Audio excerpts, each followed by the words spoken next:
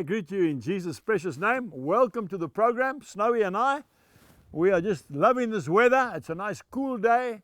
We've had beautiful rain. The dams are starting to fill up now. And we thank God for His faithfulness and goodness.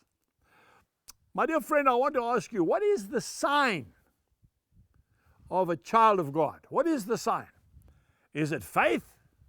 Faith the size of a mustard seed to tell that mountain, Table Mountain, to be removed into the sea?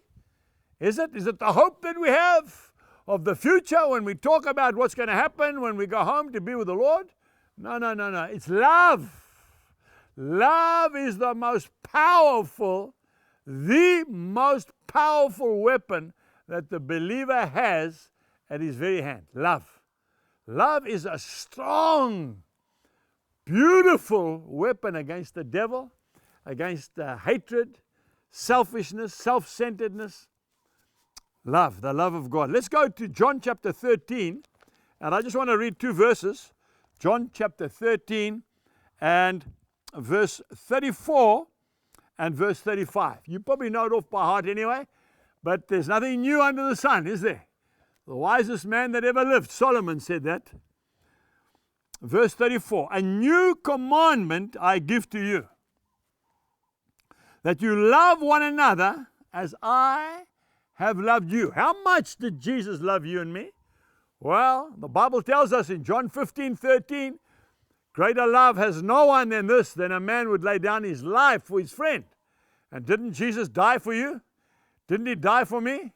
Well, that's the ultimate sign of love, to prefer somebody else to yourself. And that's exactly what Jesus said.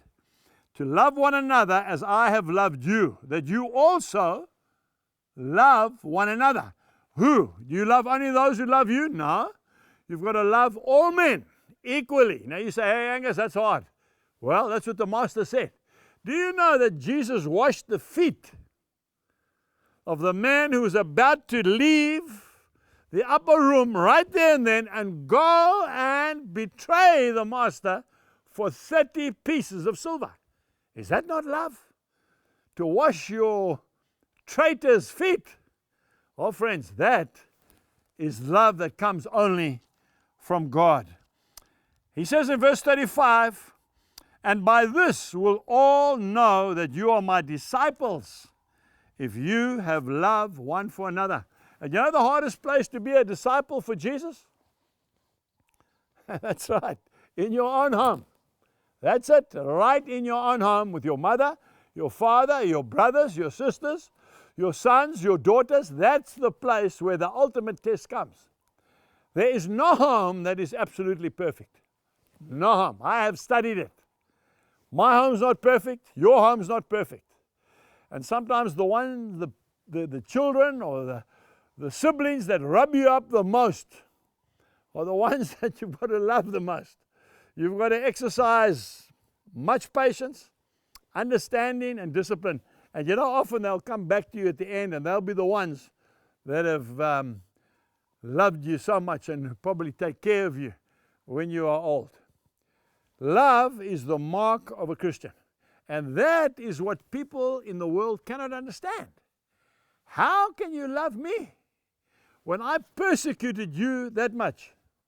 Well, because Jesus told us to love one another just like He loves us.